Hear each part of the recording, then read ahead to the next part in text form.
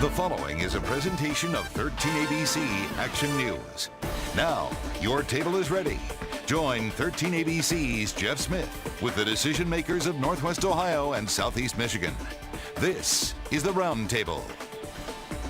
And good afternoon. Thank you so much for joining us. Holy cow, it's Super Bowl Sunday. We are already into February. We appreciate you spending some time with us here on the Roundtable. We have been just inundated with talk about weather over the last couple of weeks and the effects it has had on numerous industries, none more than the Toledo Auto Dealers Association, which we have some members here today because later this week, we're talking about the Toledo Auto Show once again kicking off and letting you come in. And this is the one show, folks, where we say it year after year, you can go in there and kick the tires, which is something that we always take pride in doing and seeing those things up close. We want to introduce our guest to you, Mike Marchik from Charlie's Dodge, joining us today on the Roundtable. Good to see you. Thank you so much. Thank you. Paul Devers and also Tim Sherman. Paul from Ben Devers and Tim Sherman from Toledo Signature Harley Davidson. Guys, thanks for being here. You're welcome. Yeah.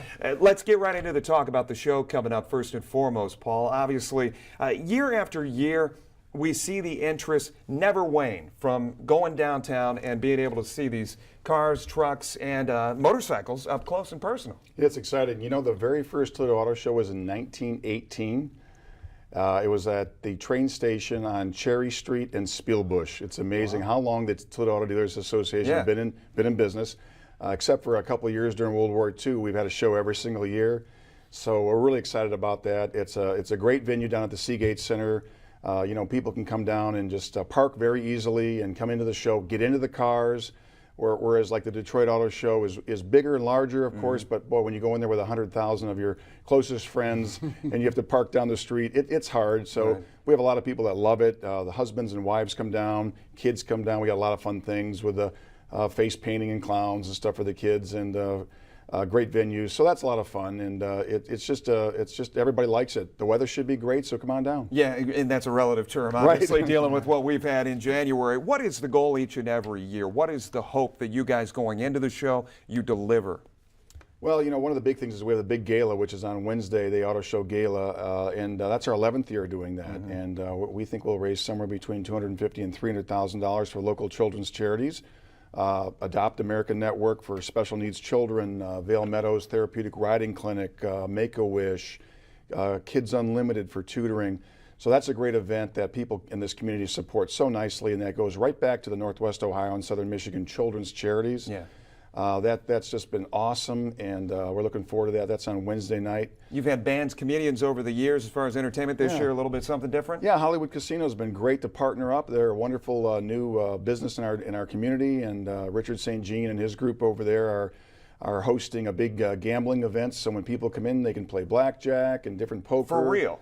For real, yeah. For chips, yes. And then at the end of the day, you know, you turn the chips in, and you look at the cars, have dinner, have some drinks, turn them in for raffle tickets, and you can win great prizes like a trip for two to Vegas, $5,000 worth of marquee cards at Hollywood Casino, Audi convertible for a summer fun in the sun test drive.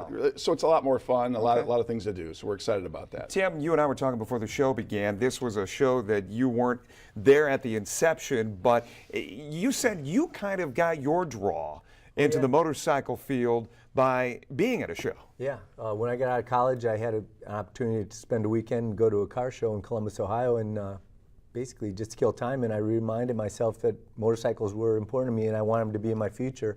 And that's why I looked at the first bike that I wound up buying that spring. So we're glad to be able to participate in the auto show. We think we had some flavor to it, make it fun.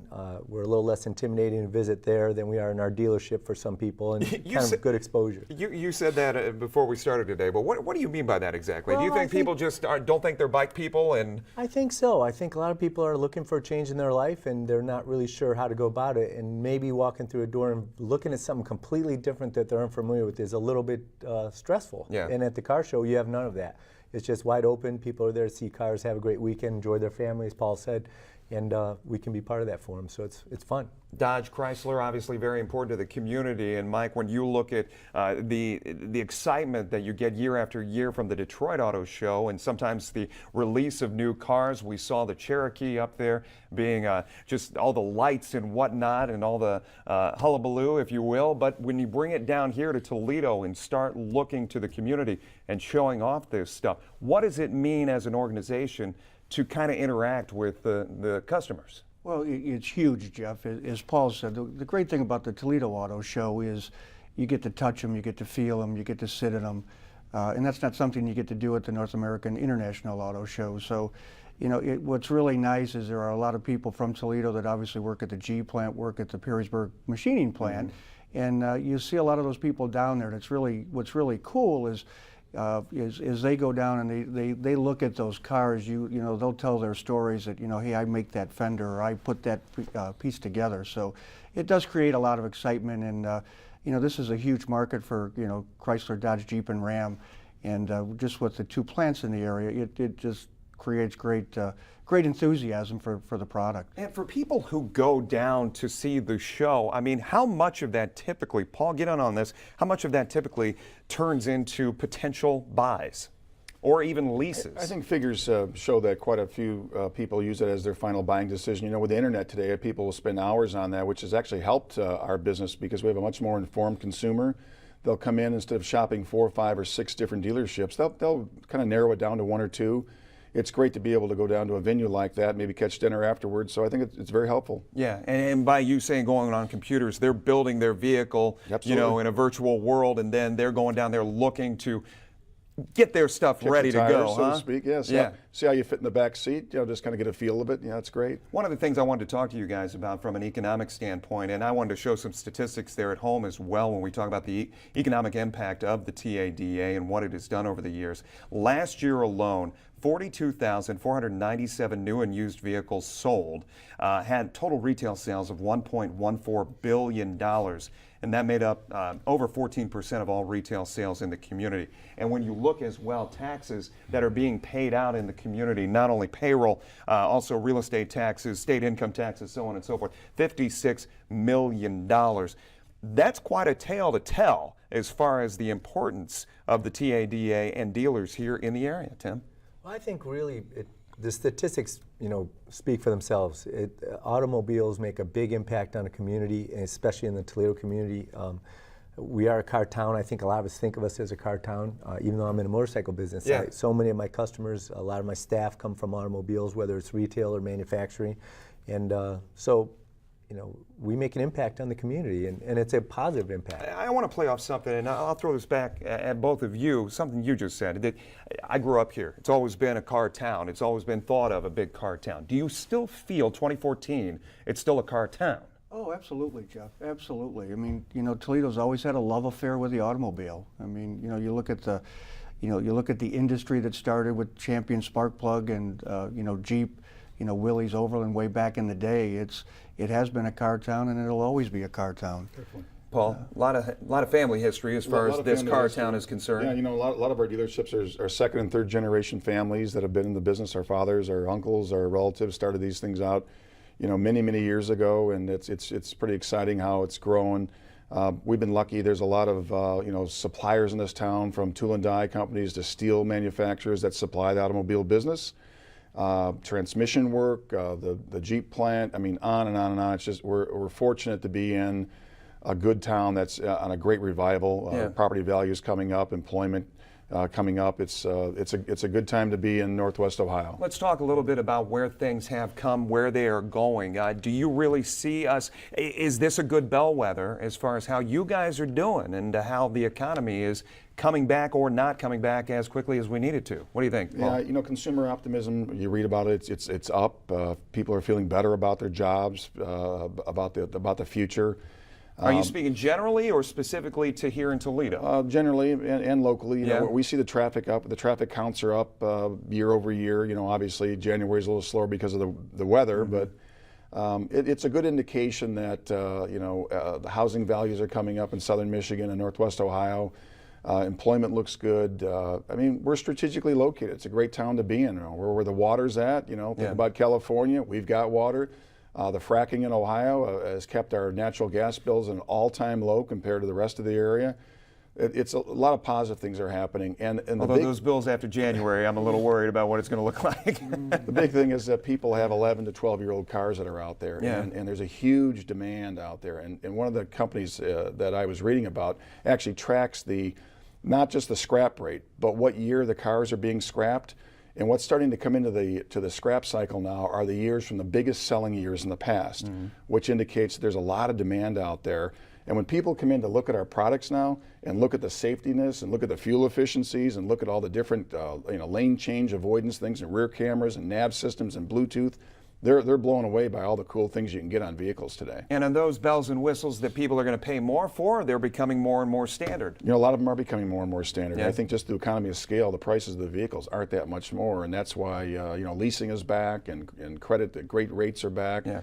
And that all helps. And you know what? Used car values are strong, so you get more for your car still. So, Mike, talk a little bit about foot traffic. Obviously, we can touch on January and what the heck it's put you guys through, but foot traffic, you seeing it pick up as well? Because I think as we speak here, it is a bellwether of how things are going. Because as Paul was saying, people start doing better. People start thinking, well, maybe I can get a new something or other, and cars just kind of fall into that category. Oh, absolutely, Jeff. And Paul's right. Things have picked up. The foot traffic at the store probably isn't as strong as it used to be, but that's probably more to do with the internet. Consumers are much more informed. They do a lot of research before they come to the store. So when they walk through the front door, they know what they're looking for. They're very savvy in terms of product knowledge, and in most cases, they know more about the cars than we do. Yeah. Because that's what they want to know. But I agree with Paul. I think things have picked up. We're not quite back to where we were in 2007, 2008, but I think this year will look, is looking up, and hopefully we'll do a little bit better this year, and business is really coming back. Tim, when that recession started to hit, we saw, and you guys were even talking about it, we saw kind of a move, a shift toward more fuel efficiency, and what better way to do that than on a motorcycle thing with two wheels. But do you see that waning a little bit as the economy improves, or does it all kind of, as they do well, you do well as well? I think it's kind of interesting. We enjoy the fact that everybody says, oh, gas prices are up, get a motorcycle. Truthfully, that's not why people get a Harley-Davidson motorcycle. I mean, they get a Harley-Davidson motorcycle because it's their dream. And when the economy got a little bit tough, I think, people kept their bikes a little longer. But this is a great Harley-Davidson town, and they're always going to ride their bikes, and they're always going to have their bikes, and it's a huge part of their life. So they didn't stop doing it. They didn't buy as often, we'll say. So in our case, we just have a little different approach to our customers. The costs have really stayed down because of the economy. Yeah. So companies are smart. They realize they're not going to have a 3 to 5% price increase every year just because they always did.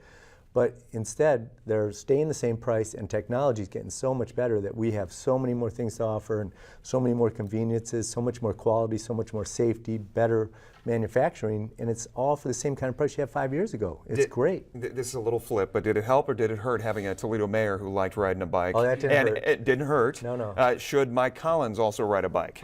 Everyone should. Yeah, but Mike Bell was great for that, for sure. He was a great ambassador for motorcycling and the brand, and I know Mike Collins also. He's actually been out to our shop when he was running for mayor, and Although the you first couldn't time. get him on a bike, though. Yeah, not quite. Okay, but, not yet. But great guy. All right, guys, stay right there. We've got more to talk about on the other side. We will talk about one of those markets out there and how you market to women at the Toledo Auto Show. We'll be right back.